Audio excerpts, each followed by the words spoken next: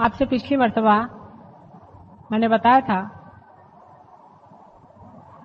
कि आत्मा क्या चीज है, वो किस प्रकार सच्चित आनंद होता है और किस प्रकार आत्मा की अनुभूति के बाद ही मनुष्य इन तीनों चीजों को प्राप्त होता है। आत्म साक्षात्कार के बगैर आप सत्य को नहीं जान सकते।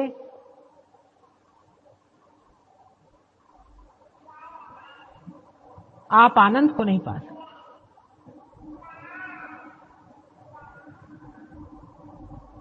आत्मा की अनुभूति होना बहुत जरूरी है।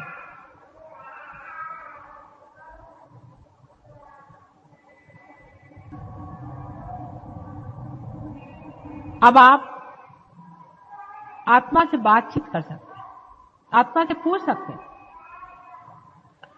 आप लोग अभी बैठे हुए हैं, आप पूछें ऐसे हाथ करके कि संसार में क्या परमात्मा है, क्या वो उन्हीं की सत्ता चलती है? आप ऐसे प्रश्न अपने मन में पूछें, ऐसे हाथ करके पूछिए।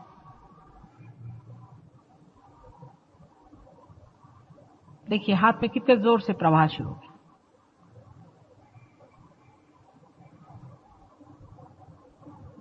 कोई सा भी सत्य आप जान नहीं सकते जब तक आपने अपनी आत्मा की अनुभूति नहीं ली, माने जब तक आपका उससे संबंध नहीं हुआ। आत्मा से संबंध होना सहज योग से बहुत आसानी से घटित होता है। किसी किसी को थोड़ी देर के लिए होता है, किसी के लिए हमेशा के लिए हो जाता है।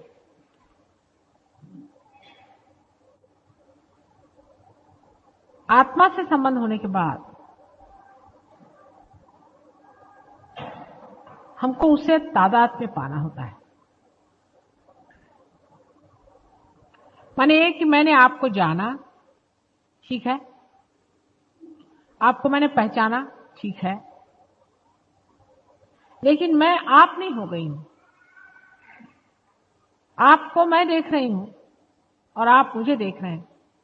जिस वक्त मैं आपकी दृष्टि से देख सकूं उसी वक्त तादाद में होता है। आत्मा के अंदर प्रवेश करके वहां से आप जब सब संसार पर दृष्टि डालते हैं तब कहना चाहिए कि आत्म साक्षात्कार पूर्णतया संपन्न हो। कुंडलिनी का जागरण, उत्थापन तथा भेदन सब कुछ हो गया। जो लोग पार हैं, सहस्त्रार टूट गया। आप चक्रों के द्वारा अपनी स्थिति और दूसरों की स्थिति को भी बहुत अच्छी तरह से पहचान लेते हैं, उसकी जानकारी होने लगी।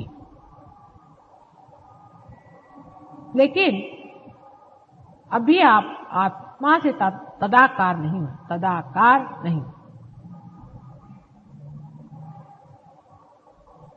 आत्मा से तदाकार होने के लिए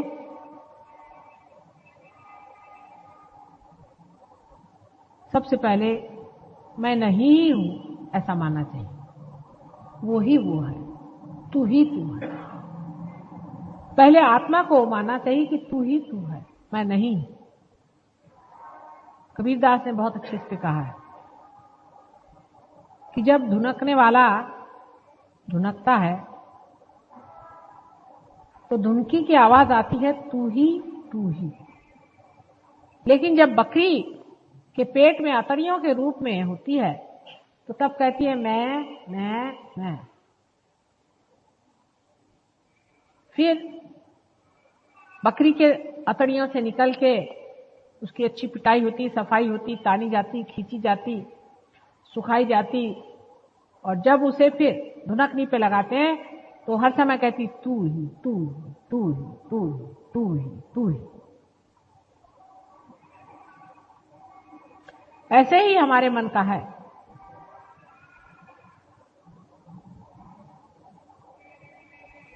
मन को खूब अच्छे से देखना चाहिए।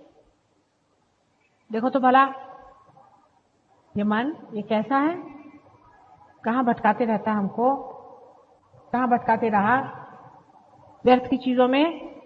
हमारा चित्त कहां जाता है? कभी इसको देखते हैं, कभी उसको देखते हैं, कभी इस चीज को देखते हैं, कभी उस चीज को देखते हैं। हर समय हमारा मन किसी न किसी भावना या वासना से भरा रहता था। अब उसमें प्रकाश हो गया, हम देखते हैं इसमें वासना है, भावना है, लेकिन तो भी हम इस गंदी चीज को अपने साथ लिए चले जा रहे हैं। इसको धुनकना है, मारना पीटना नहीं है, धुनकना है। तो उसके और देखें, उसके प्रकाश को प्रज्वलित करें कि हे मन देखो, तुम तो परमेश्वर का मंदिर हो ना। परमेश्वर के मंदिर में ऐसी गंदी भावना क्यों आनी चाहिए? इसको तुम बाहर ही रखो, बहुत हो चुका। पहले कवि लोग ऐसे लिखते थे कि मन समझ समझ पग धरी। हे मन, दुनिया भर की चीजों के लिए तुम दौड़ते हो, तुम परमात्मा के लिए कब दौड़ोगे? परमात्मा को अपने अंदर कब बसाओगे? तुम्हें ये चिंता रहती है कि मेरे बेटे का क्या होगा, मेरे माँ का क्या होगा, मेरे बाप का क्या होगा।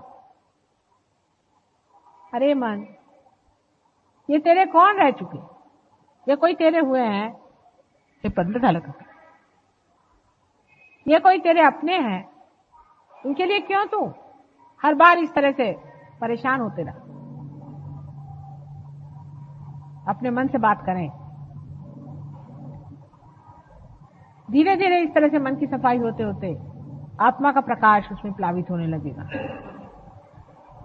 उस प्रकाश से आप में आनंद की लहरियां बहने शुरू हो। धीरे धीरे आप में जड़त्व लाने वाली जितनी भी चीजें हैं धीरे धीरे घटती जाएंगी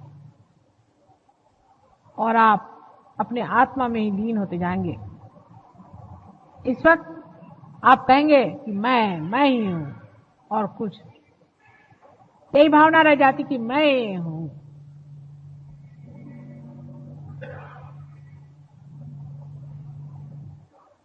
आत्मा ही आप हो जाते हैं और आप कहते हैं कि मैं ही हूं।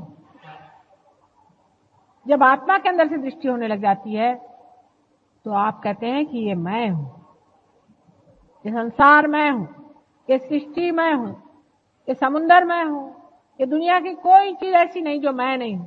हर एक चीज में मैं ही हूं, मैं ही बसा हुआ हूं।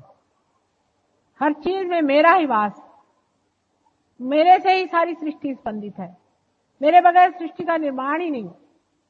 मैं ही मैं सब कुछ। यह अहंकार नहीं, ये वास्तविकता, ये असलियत है।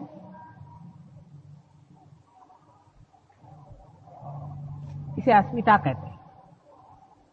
लेकिन उसको पाने के लिए सबसे पहले हमारा जो झूठा मैं है उसे तोड़ना होगा। झूठा मैं में अनेक चीजें, शुरू से आप देखिए कि मैं हूं हिंदुस्तानी, मैं हूं हिंदू, मैं हूं मुसलमान, मैं हूं जैन,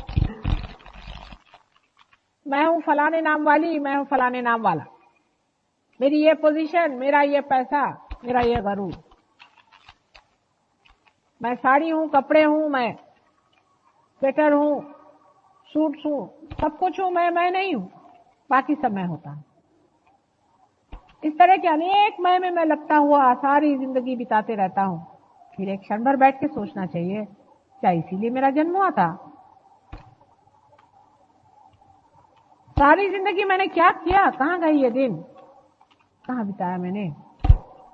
अपना सारा समय कहां बर्बाद किया मैंने? सहज योग के बाद भी बहुत से लोग अभी भी अपना समय बहुत बर्बाद करते। फिर से समय नहीं आने वाला, इस बात को कोई समझते नहीं है।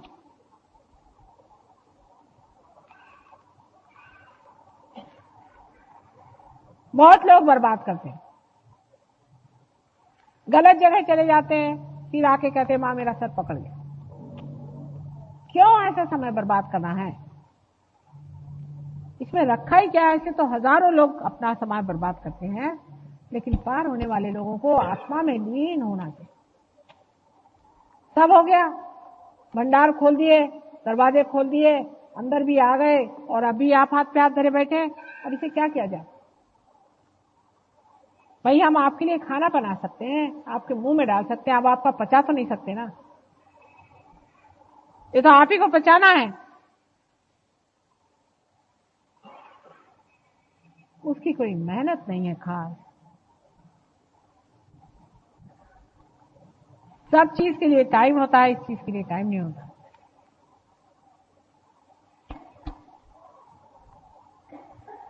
आखिर अपने और चित्त करें कि हमने पाया क्या आज तक। 4 साड़ियां पाली, 2-4 जेवर पा लिए, 8-10 तमगे पा लिए कि फलाने के फलाने थे, ढिकाने के ढिमाके थे। ऐसे हजारों आए और गए, दुनिया में आए और खत्म हो गए। उनका क्या हुआ? मिट्टी हो गए सब लोग। मिट्टी से कोई नर्क में गए, कोई कुछ हुए, कोई पत्थर हो गए। क्या हुआ? अब जो फूल खिले हुए हैं इनको तो फल बनना ही पड़ेगा।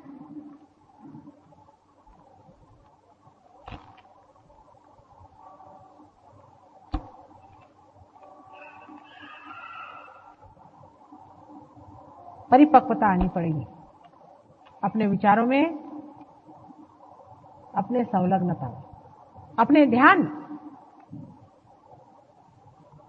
जीवन अत्यंत सुंदर अगर बनाना है तो सुंदरता को अपनाना पड़ता है। उसका जो कुछ असुंदर है, जितना भी अगली है, उसको निकाल फेंकना पड़ता है। लेकिन हम लोग तो अभी भी उसी चीज में थोड़ा थोड़ा लिपटे चले जा रहे हैं। आज एक साहब आए थे, उमेश साहब मेरे सामने कहने लगे कि मैं सिगरेट पी लूं थोड़ी, माता जी हर्जा तो नहीं। मैंने कहा मुझे क्या हर्जा है, तुमको हर्जा है या नहीं? अरे मेरा क्या हर्जा है, मैं क्या करती हूँ? मैं तो चुपचाप बड़ी देख रही हूँ कि कौन कहाँ है, कैसे चल रहा है। मुझे हंसी आती लोगों को कि अमूल्य को छोड़ के, अनमोल को छोड़ करके ये क्या।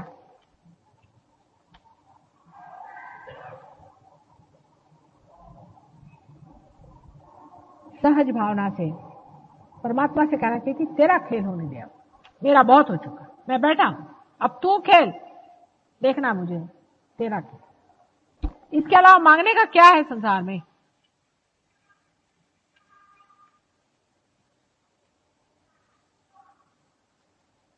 नहीं तो व्यर्थ, जंक जिसे कहते हैं, वो हम हो जाते हैं। समझ लीजिए कल ये माइक बनाया गया है और इतना खराब हो जाए कि फिर चल ना सके, तो ये कहां जाएगा मालूम है ना आपको? इसका लोहा पीट पाट करके और फिर से मशीन में डाल दिया जाएगा। बाकी इसकी आत्मा तो खत्म हो गई।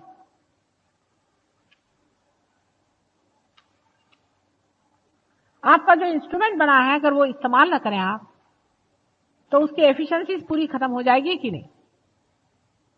और उसका एंजॉयमेंट क्या रहा? मैं तो आपको एंजॉयमेंट की बात कह रही हूं। किसी के कुछ हो रहा है, किसी के कुछ हो रहा है।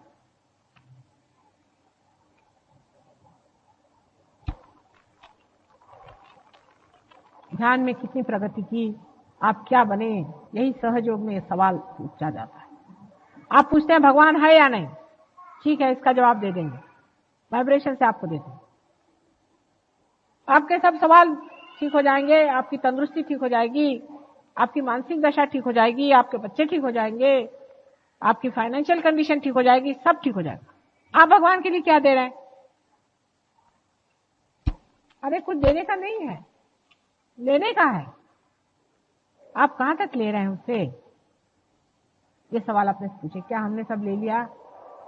जितना मां दे रही उसमें से कितना हमने लिया है? क्या पूरा पूरा ले लिया? सब कुछ क्या पा लिया? अपना रास्ता भटक भटक के हम कहां कहां चले जाते हैं। क्यों ना हम इसे पालें? संसार की चीजें तो चलती ही रहती, इसमें रखा क्या? कोई मिलने आया, कोई चला गया, कोई कुछ हुआ, इसमें रखा क्या? हमने कितना पाया है? एक एक इंसान एक एक इंस्टीट्यूशन है, मैंने कहा था, एक एक इंसान एक एक संस्थान।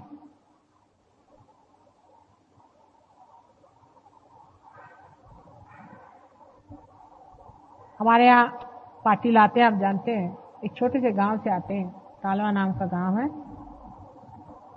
छोटी सी झोपड़ी में रहते। उनकी जमीन है थोड़ी बहुत। हर प्रोग्राम में आते हैं कालवा से।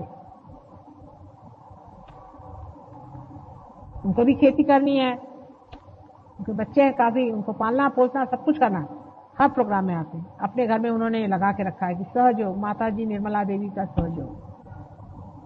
वहां से जितनी ट्रेन जाती है सब देखती। मैंने भी एक बार जाते देखा, मैंने कहा ये कहाँ, ये मैं यहाँ कहाँ आ गई, यहाँ कहाँ मैं विराजमान हूँ। लोगों से पूछा, मैंने कहा यहाँ किसने माता जी निर्मला देवी का सहयोग निकाला? कहले पाटिल का मकान। मैंने कहा हाँ, और धड़ाधड़ वाइब्रेशन वहां से आ। उनके पास आज हजारों भी रुपया होता है तो भी उनकी इतनी इज्जत नहीं होती जितनी उनकी आज इज्जत है उस गांव में। मैं गई थी वहां, सब लोगों ने पैसा ऐसा इकट्ठा करके वहां सारा इंतजाम किया, सब बहुत बढ़िया प्रोग्राम किया। आज उनकी वक्त है, कहीं खड़े होते तो लोग जानते कि कोई खड़ा है कोई चीज। आखिर पाने का क्या है? चार जेवर पहनने से भी कौन बड़ी आपकी शोभा होने वाली है? लोग तो पीठ पीछे हंसते ही आपके ऊपर कि महामूर्ख है ये लोग। आपने मानवता में कितना पा लिया, आपने अपनी कितनी कीमत पा ली है, यही असली बात है। वहां से लोग जाते वक्त उनके घर को भी नमस्कार करते। मनुष्य की पहचान उसके बाहरी में कुछ नहीं होती है, अंदर ही होती है। आपको मैं शास्त्री जी का उदाहरण देती हूँ। शास्त्री जी बहुत थोड़ी समय के लिए जीवित रहे और जब उनकी मृत्यु हुई तो उनके अर्थी को लेकर के हम सभी लोग गए थे, मैं भी थी उसी में। तो जो कलश थे, अर्थी तो कोई दिखाई नहीं देती थी, शास्त्री जी तो बिल्कुल ही नहीं दिखाई देते, सिर्फ थोड़ी सी अर्थियां थी उसमें, एशेस, वो एक कलश में रखी थी। उस कलश को देखने के लिए हर जहां से ट्रेन जा रही थी रास्ते भर लोग खड़े थे लालटेन लेकर। तो ट्रेन धीरे धीरे जाती थी, सब उस कलश के दर्शन के लिए बस नमस्कार करें, सब उसको नमस्कार करें।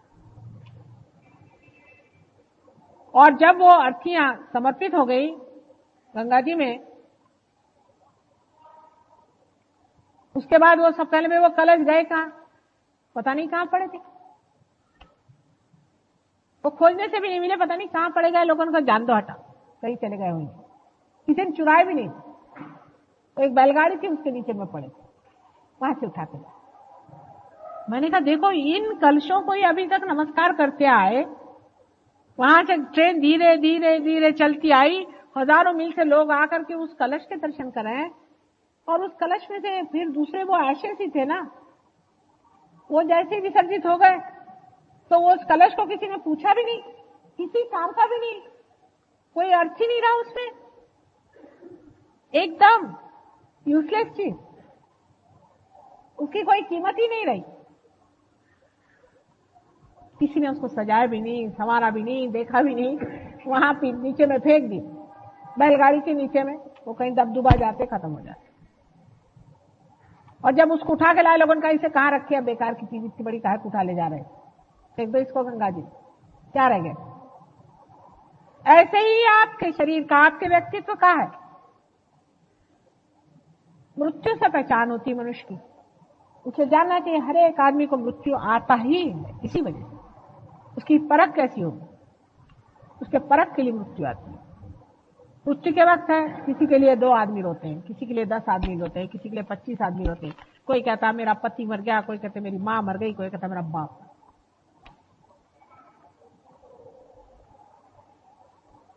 लेकिन कोई कोई लोग ऐसे होते हैं कि जब मर जाते हैं तो जहां उनकी अर्थियां गड़ती हैं वहां से सुगंध की लहरें बहती रहती। उसके पास से आप गुजर जाओ तो कहते हाँ किसके पास आ। मैं कश्मीर में गई थी, आश्चर्य की बात है, तो हमारी मोटर चली जा रही थी। मैंने कहा रोको रोको रोको रोको, यहाँ किसकी समाधि? कहले समाधि नहीं है, मोहम्मद साहब का एक बाल रखा हुआ है यहाँ पे, इसको एक बाल कहते हैं। उसी को मैंने नमस्कार किया। एक बाल उनका वहां रखा हुआ, उससे ऐसे वाइब्रेशन चारों तरफ। मैं कहा हे, और नहीं तो हम हैं किस चीज, हमारी कीमत ही क्या है? और जब ये दीप जल गया है, हमारे अंदर ये प्रकाश आ गया है, तो उसकी तो इज्जत करो, उसको तो संभालो, उसको तो अपना। ये सोचने समझने की बात यही है। बाकी सब व्यर्थ का सोच करते बैठे हो, बाकी में सोचने की कोई जरूरत नहीं। करने वाला सब परमेश्वर है, सब कुछ वो करता है। अगर आपको सोचना ही है तो ये सोचना है कि क्या मेरा दीपक इस योग्य है? मैंने कहां रखा है मेरा दीपक? दीपक जला करके आप क्या टेबल के नीचे रखिएगा?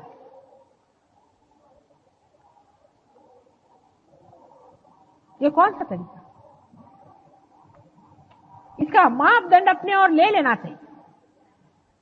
इसको सोच लेना चाहिए कि हमने अपनी मानवता कहां तक जगाई, उसको कितना हमने मैनिफेस्ट किया है, कितना हमारे मानवता का प्रकाश फैला है, दुनिया क्या कहती है हमारे लिए। आप लोग मुझे मानते हैं ना माँ, और गुरु भी मानते हैं, ठीक है, फिर मेरे जीवन की और भी तो दृष्टि करें कभी, सोचें।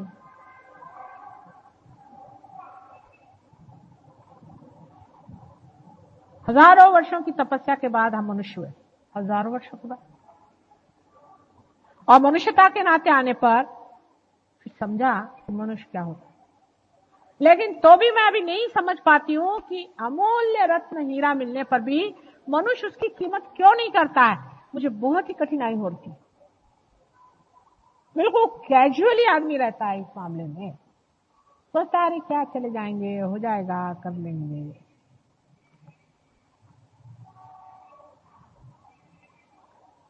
कारण यह है, हीरे का मूल्य आप बाजार में जाके पूछ सकते हैं, इसके लिए कोई बाजार नहीं। इसका बाजार आप ही का हृदय, आप ही का मन, आप ही का संतोष, आप ही का विचार, सब कुछ आप ही के अंदर, आप ही से अपनी ही संतोष की बात।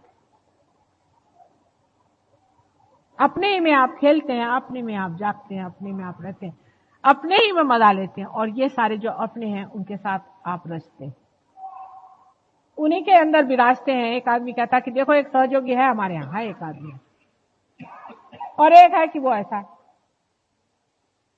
क्या आप सहयोग को बदनाम कर रहे हैं या उसको सुनाम दे? लोग क्या कहें?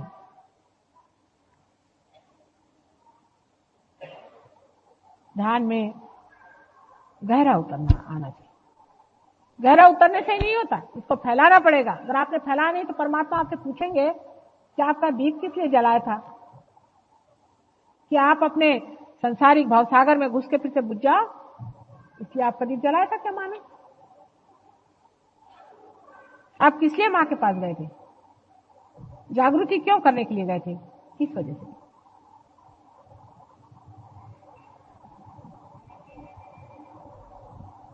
लगन होनी चाहिए, विचार, सारा प्लानिंग यही होना चाहिए कि मैं अपने क्षण क्षण क्षण क्षण कैसे रहूं, कैसे चलूं, यही प्लानिंग होना चाहिए। दुनिया भर के प्लानिंग बंद करिए, वो सब परमात्मा करता है आपकी। उल्टा ही प्लानिंग हमेशा दिमाग चलाते रहता है, जिससे हमारा धर्म टूटता जाए। हर ये कि सवेरे उठे, हाँ थोड़ी देर बाद बैठेंगे, उससे अच्छा थोड़ा सो ही ले, बहुत कैजुअल हो जाता है।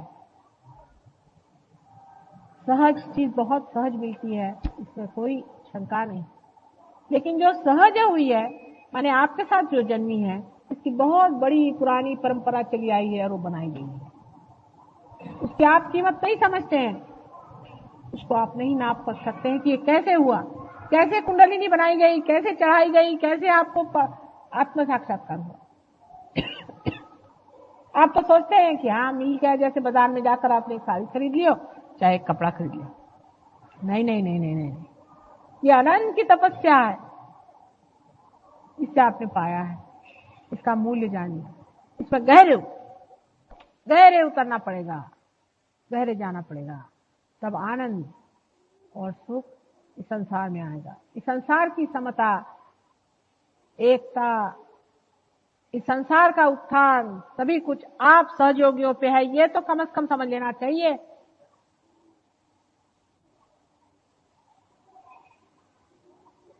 इसकी जिम्मेदारी समझ करके आगे बढ़ा जाए।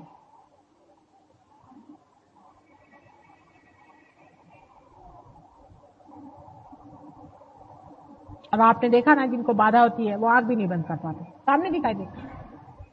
पागल कोई ले आइए आप, वो आंख नहीं बंद कर सकता मेरे सामने, उसकी आंख लपक लपक करती, फौरन में पहचान जाती इसको बाधा है, तो बोले चाहे नहीं बोले।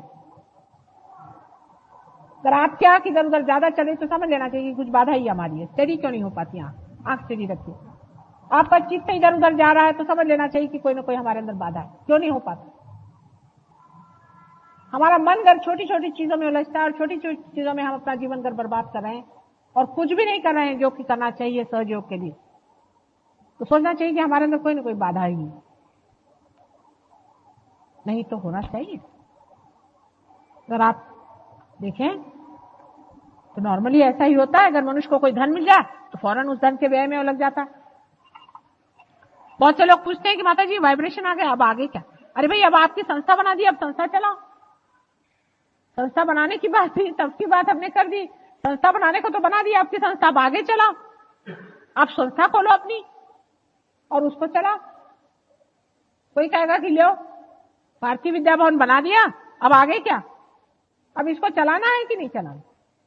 जिस चीज के लिए बनाया वो तो करो। इसलिए बनाया कि दूसरों को प्रकाश दे, दूसरों में प्रकाश भरे, इसलिए आपकी संस्था बनाए। अब आप कर रहे हैं क्या ये काम?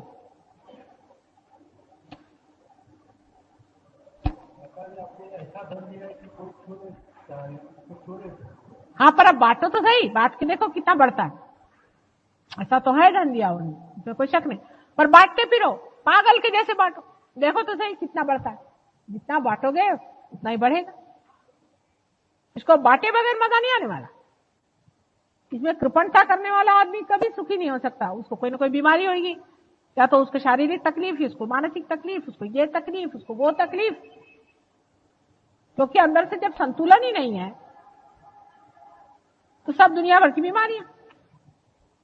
बीमारी माने विकृति, और सुकृति यही है। इसको बांटो, सबको दो मुफ्त में। ये नहीं कहने का कि मेरी पावर है, नहीं नहीं, कुछ नहीं कहने का। सिर्फ कहने का मेरे अंदर से बह रहा, भाई ले लो, तुम भी ले लो, तुम भी ले लो। अपने आप फड़के देखिए। मैंने इनका बार बार उदाहरण दिया। क्या है, एक टीचर है बेचारे, जब उनको मौका मिलता है, जहां मौका मिलता है, जिस परिस्थिति में,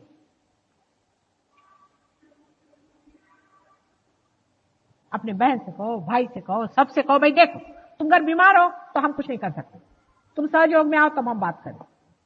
कोई आपके दोस्त है, मिलने आते, खाने पीने में हजारों रुपया आप खर्चा करते, लोगों को शराब पिलाने में हजारों रुपया आप खर्चा करते। भाई थोड़ा सा वाइब्रेशन भी खर्चा करो। ये कहने में क्या जाता है कि हमारी माताजी कहती कि शराब पीना बुरी बात है, शराब मत पीना। यहां तो सहयोग में आते हैं और घर में शराब पिलाते हैं। भाई ये बुरी चीज है तो बुरी चीज है, समझ लेना चाहिए। मोहम्मद साहब कोई पागल थे कि नानक साहब कोई पागल थे कि दुनिया भर के लोगों ने शराब को मना किया, वो सब लोग पागल थे क्या? जिन्होंने जिस चीज को मना किया है वो सब कोई पागल लोग तो नहीं थे ना।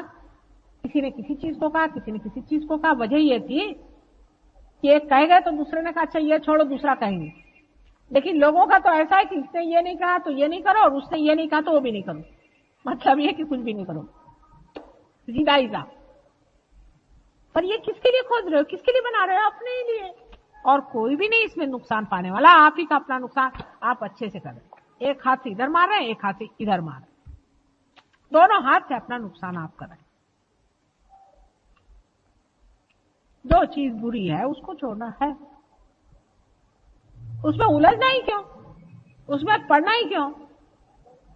अब फेनेटिसिज्म है कि कोई एक मैं फलाना ठिकाना हूं, मैं हूं हिंदू के, मैं कौन हूं, पता नहीं कौन कौन बन के बैठे हुए हैं, कोई भी नहीं। इस तरह के पागलपन को कब छोड़ने वाले आप लोग? ये थोड़ी थोड़ी सी चीजें अगर छूट जाए तो आत्मा में प्रवेश हो सकता है। आत्मा में बहुत सरल तरीके से आप घुलते जाएंगे और आपको आश्चर्य होगा कि आप ही की अवेयरनेस आत्मा की अवेयरनेस हो गई। और आप जो बोलते हैं अधिकार वाणी से, आप कुछ बोले, एक एक शब्द आपका पकड़ा जाएगा। एक अक्षर आपने कहा, उसी की एकदम से उसी वक्त झेल हो जाएगी। सारे के सारे चिरंजीव हाथ लेकर के खड़े हुए हैं, बोलिए। इस बड़ी दशा में आना पर भी अगर आप अपने को स्थानापन्न न करें तो आपकी कौन इज्जत करेगा? अगर राजा अपनी इज्जत नहीं करे तो लोग क्या उसकी इज्जत करेंगे? अरे जो अपनी इज्जत नहीं करता है, अपनी पाई हुई चीज की इज्जत नहीं करता है, उसकी कौन इज्जत करेगा? एक सीधा हिसाब है। ध्यान में जमना पड़ेगा। ध्यान में 4 बजे से मैंने कहा बैठिए, उठ के बैठना पड़ेगा। कोई ऐसी मुश्किल चीज है? 4 बजे उठना कौन सी मुश्किल चीज है? सवेरे उठिए, बैठिए ध्यान। दिन में एक न एक आदमी से सहयोग की बात करूं, कम से कम एक से। मतलब घर गृहस्थी की जो चक्की चूल्ही में औरतें उनको करें, बाकी औरतों को तो जो मिले उससे करो, क्या हर्ज है? आपने जिंदगी भर और बातें क्या करी सिवाय फालतू की बातों की? लोगों को देखिए, कहेंगे देखो इस दुकान में अच्छा मिलता। क्या आपको क्या सेल्समैन किसने बनाया? कभी किसी के लगा मैंने भी वो बड़ा अच्छा आदमी, बड़ा बुरा आदमी, कोई आप कोई प्लीडर है? आपने जो पाया इतना बहुमूल्य, उसको कितना बढ़ाया आपने, और बढ़ा के उसको जमाइए लोगों के अंदर में, उसको बिठाइए।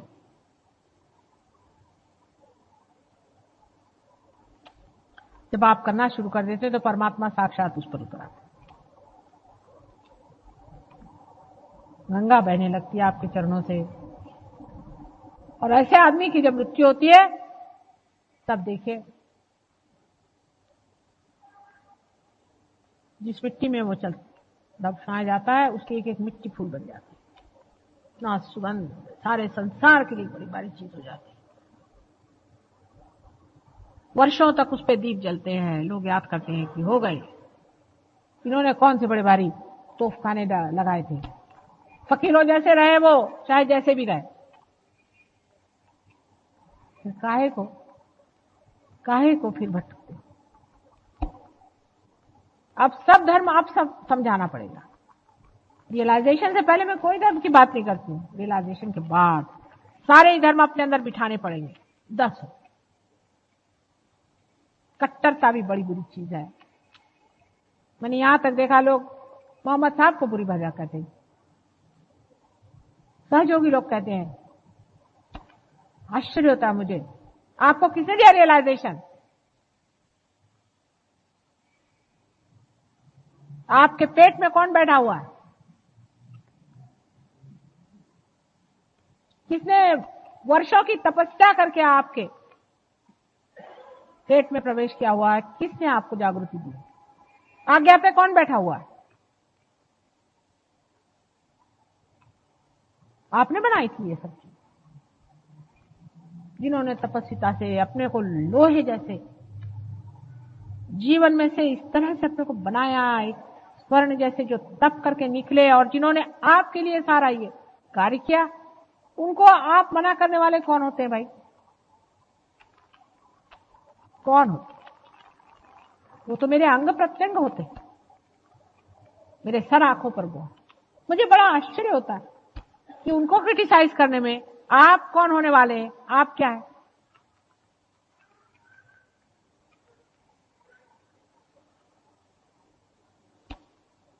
किसी भी ऐसी महान शक्ति जो इन देवता में विरजती है, उसका एक शब्द भी उसके खिलाफ कहना, एक बार भी उसके बारे में कहना, या उसके विरोध में मन में विचार आना भी महान पाप के बराबर। आप मान लीजिए मेरी बात, और उससे आपका हृदय चक्र, विशेषता हृदय पकड़े जाएगा। शिव जी को मनाना बहुत ही मुश्किल है, इस बात पर वो बहुत ही तुले हुए हैं। किसी भी देवता के ऊपर में आपको कोई भी तरह का आप शब्द उठाना मना। आप होंगे अपने घर में बैठे। इसको अगर मनुष्य समझ ले तो कभी न इतनी निंदा करे, किसी भी महान धर्म की कभी निंदा न करे, और अपने धर्म में जागे, अपने को समझे, अपनी सत्ता को समझे, परमात्मा को समझे। यही एकता इसी से होने वाली है, बाह्य बातों से नहीं कि हिंदू मुसलमान एक है और ईसाई सब एक है और पारसी सब एक है। इस बात से होने वाली है कि सबके जो आदि गुरु हैं एक ही तत्व है, एक ही तत्व अनेक बार इस संसार में आया है, और हम महामूर्खों जैसे लड़ रहे हैं, जैसे कि वो खंडों में से निकल गई आत्मा थी, उसी तरह से हम बच गए और आपस में लड़खड़ा रहे। जो महान तत्व है, जो हरेक धर्म में, जैन बुद्ध कोई सा भी धर्म, हरेक धर्म में जिस उस महान तत्व की अनेक बार उपासना हुई है, उसी महान तत्व में हम आज पार हुए हैं। उसी महान तत्व ने आज हमें पार किया है। और जब तत्व पे आप आ जाते हैं, ऐसे ही आप समझते हैं कि सारे के अंदर वही तत्व फैला हुआ है, सबके अंदर वही तत्व स्पंदित है। तब हम में अलग अलग होने की बात ही कैसी आती है? हम तो सब एक ही पेड़ की शाखाएं, एक ही पेड़ पे पले हुए सब कुछ। उसके जड़ों को बुरा कहने से हम अपने ही अन्नदाता को कह रहे हैं वो बुरा है। इतना अज्ञान संसार में रहा है, उसकी हद हो गई। अब मनुष्य ने उसको और भी अंधकार में डाला। और अंधकार में डालता ही चला गया। उसमें वो बड़ा पुरुषार्थ समझता, बड़े बड़े धर्म बनाए, कर्म कांड बनाए और धर्म संस्था बनाई, दुनिया भर के तमाशे बना बना करके परमात्मा को घोट मारा।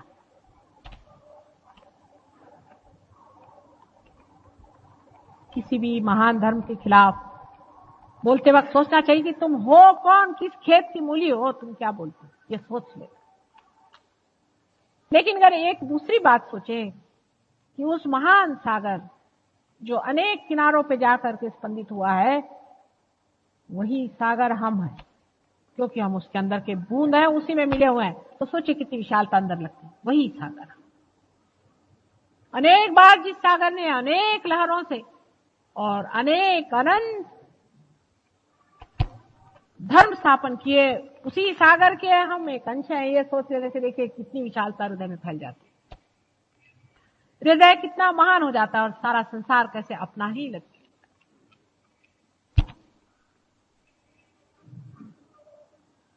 उस विशालता का आनंद उठाइए, तद्रुपता का नहीं, लेकिन विशालता का। किस तरह से दोनों हाथ फैला करके ये प्रेम का सागर सारे संसार में अनेक वर्षों से महक रहा है और उसी की सुगंध हम ही है, ये सोच करके उसका आनंद महसूस। अपनी शुद्धता से तोड़, अपने छोटेपन को तोड़ करके पार हो जाने से ही सब नहीं होता है। पार तो हो ही गए, लेकिन अभी चक्र क्यों पकड़े? क्योंकि आप शुद्ध रहे, कहीं कुछ है, कहीं कुछ है, कहीं कुछ। अभी आप डरते हैं और किसी गुरु के पास जरूर जाते हैं, तो पाइए वहां से। झूठ से हम दूर भागे तभी सत्य हमारे ऊपर आएगा। हम झूठ को माने हुए कभी सत्य नहीं आ सकता। सतर्क रहे और समन्वय हर एक चीज का करें। सब चीज की और समनत्व से देखे। समनत्व ये शब्द देखना चाहिए कि तत्वतः चीज क्या है। तत्वतः जो कुछ हितकारिणी है, जो वाइब्रेटिंग है, वो सब ठीक है। ऊपर का जो कुछ है सो व्यर्थ है। इन विचारों से चलें, अपने मन की सफाई करें। धीरे धीरे आप देखिए रोज के व्यवहार में आप पीछे हट करके सोचिए, क्या मैं ये सहज योग में कर रहा हूं, क्या असहज में? फौरन पता हो जाएगा। कोई मुश्किल काम नहीं। आपकी तो एक एक उंगली सहज घूमनी चाहिए। आपकी एक एक बाल की जरा सी रेखाएं भी जो बदलती हैं वो भी सहज होनी चाहिए। हर एक चीज में सहज का कंपन होना चाहिए। हर चीज से सहज ही का आवरण खुलता जाना चाहिए।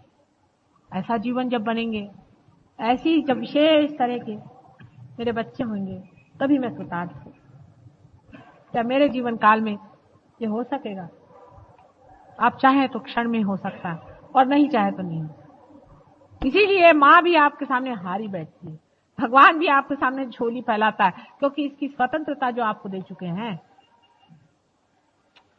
दी हुई चीज ली नहीं जाती और लेकर के भी क्या करेंगे। आपको पूर्ण स्वतंत्रता है। आप जब चाहे आए, जब चाहे जाए, जो करें सो करें।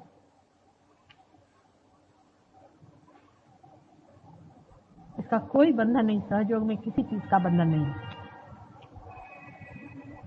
किसी भी चीज का बंधन नहीं है। आपका अपने विवेक का बंधन अपने ऊपर डालिए तो आपका विवेक जागृत होगा। अपने समझदारी का बंधन अपने ऊपर डालिए, अपनी विशालता का बंधन अपने ऊपर डालिए, अपनी महानता का बंधन अपने ऊपर डालिए, जिससे कि आप महान हो। और वही अलंकार आप में को संवारे, उसी से आप सौंदर्य में उतरे, उसी से सारा संसार देखे, कहे कि हा हा हा, ये क्या जी, ये क्या एक ज्योति, पता नहीं कहां से आई, इसको किसने दिया। तो आपके माँ का भी नाम होगा, नहीं तो कौन जानेगा।